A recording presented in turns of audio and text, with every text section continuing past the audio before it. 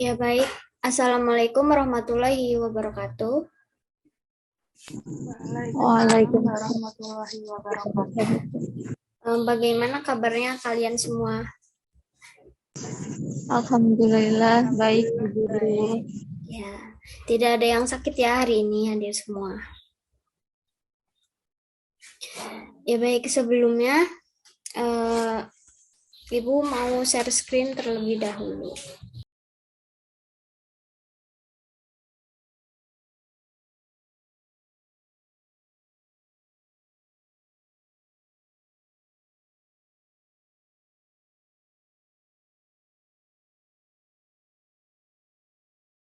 Sudah muncul PPT-nya?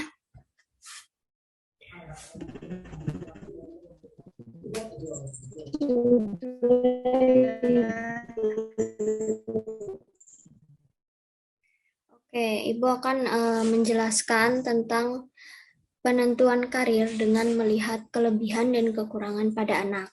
Kita harus paham dulu, karir itu berhubungan dengan apa sih? Ada yang tahu nggak?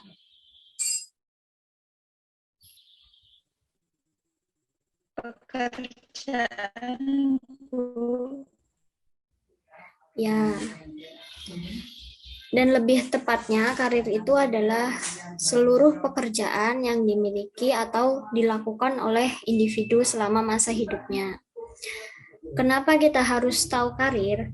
Karena suatu saat kalian akan bekerja dan melanjutkan atau menyambung hidup kalian, menjadikan kalian lebih mandiri juga.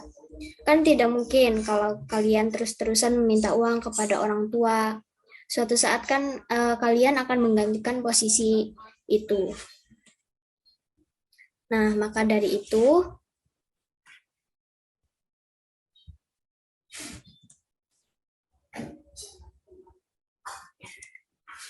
benar.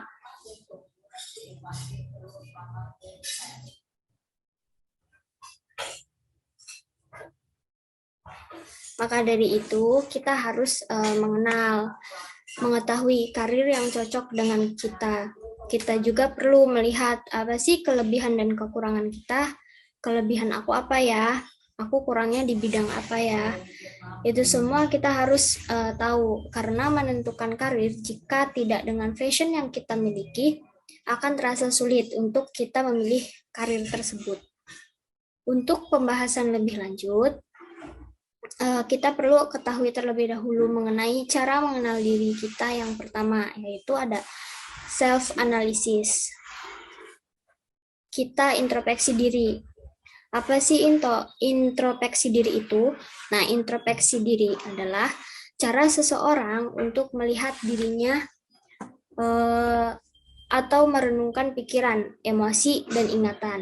Yang kedua ada self-monitoring, memantau diri, yaitu sifat seseorang yang mampu memantau sekaligus mengendalikan cara pembawaan diri, emosi sekaligus perilaku ketika berada di situasi dan lingkungan tertentu. Artinya, seseorang tahu betul bagaimana perilakunya berdampak pada lingkungannya. Ada beberapa tanda jika seseorang itu memiliki self-monitoring. Yang pertama, dia pandai meniru orang lain, bisa berakting atau menghibur orang lain. Yang kedua ada, dia bisa mengutarakan sesuatu dalam acara sosial, mengubah opini agar berpihak pada orang lain. Terus berperilaku berbeda bergantung pada situasi atau orang yang dihadapi. Terus yang terakhir, dia bisa mendengarkan saran orang lain. Pada poin yang ketiga, ada self-disclosure. Artinya dalam meminta pendapat orang lain. Ini yang berarti pengungkapan informasi mengenai diri sendiri yang biasanya tidak diketahui oleh orang lain. Seseorang membuka diri ketika seseorang tersebut membagikan informasi pribadi mengenai diri sendiri, seperti harapan, ketakutan, perasaan, pikiran, dan pengalaman.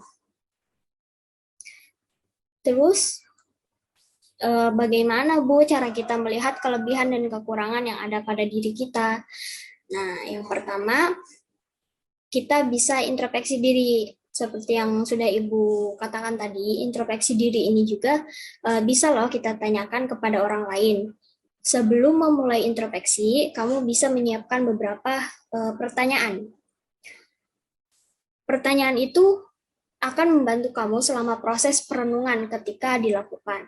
Misalnya, apa yang berhasil dan tidak pada diri kamu? Apa pencapaian atau kesuksesan kamu? Apa harapan dan tujuan kamu? Apa yang patut kamu syukuri? Bagaimana kamu meningkatkan kehidupan? Serta tindakan apa yang dapat kamu lakukan gitu. Selanjutnya, hal pertama yang perlu dilakukan adalah menyadari titik lemah atau kekurangan kita sendiri. Jangan menolak, justru kita harus mampu menerima segala kekurangan tersebut dan mengakui pada diri kita. Terus yang kedua, kita harus menentukan tujuan karir kita. Ini adalah sebuah tahapan untuk menggapai suatu tujuan tersebut. Nah, kamu harus memiliki gagasan tentang seperti apa karir kamu dalam jangka panjang. Hal ini penting untuk memikirkan gambaran besar dan jenis pekerjaan yang akan menjadi karir impian kamu untuk masa depannya. Nah, dengan begitu, kamu dapat menginformasikan tujuan jangka pendek atau kamu tahu kemana kamu ingin pergi dalam karir itu. Proses penetapan tujuan membantu kamu untuk lebih spesifik dan jelas ke depannya. Yang ketiga, ada tujuan akhirnya untuk menambahkan pelatihan dan pendidikan yang membantu mencapai tujuan akhir. Coba pikirkan bagaimana membentuk jaringan demi mendukung pencapaian tujuan kamu tersebut, serta terus tambah latihan dan edukasi untuk membantu meraih tujuan akhir kamu. Lalu pikirkan keahlian apa yang harus disempurnakan, apakah kemampuan berkomunikasi atau mengatur, mengorganisasi tim, atau bahkan memotivasikannya gitu. Terus apa sih jenis sistem yang harus dibuat demi gapai tujuan akhir? Siapa yang bakal membantu kamu tetap ada pada jalur itu? Dan masih banyak lagi yang perlu diterjemahkan secara lengkap untuk kesuksesan tujuan akhir kita. Seperti itu. Nah, ada baiknya kita mulai identifikasi setiap hambatan yang bakal dihadapi saat menjalani rencana karir untuk kedepannya. Pikirkan cara untuk mengatasi atau menghindar jika memungkinkan. Luangkan beberapa saat untuk memikirkan semua cara menggapai tujuan akhir dan tuliskan semua ide di atas kertas untuk memudahkan melakukan evaluasi. Lalu coba kita pikirkan rencana jangka panjang selama misal lebih 5 tahun ke depan. Lalu tulis 5 tujuan utama. Kemudian disertai 2 atau 3 langkah tindakan pada masing-masing tujuan.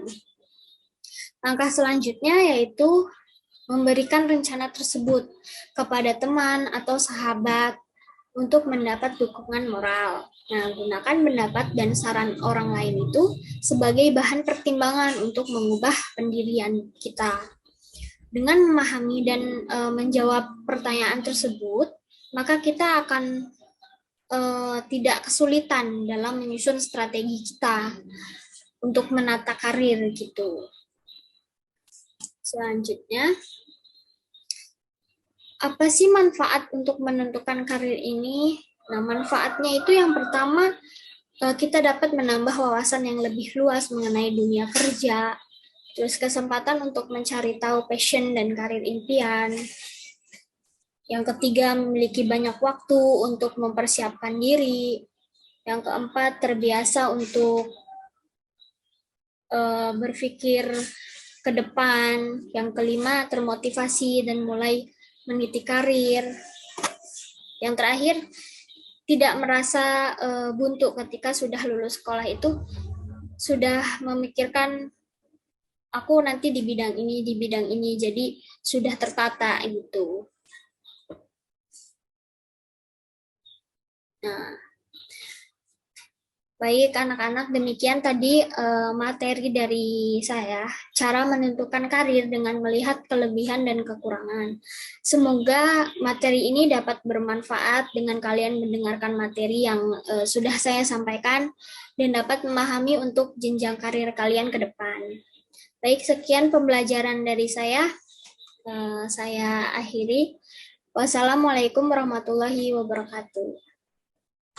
Waalaikumsalam warahmatullahi wabarakatuh. Terima kasih, Bu. Ya.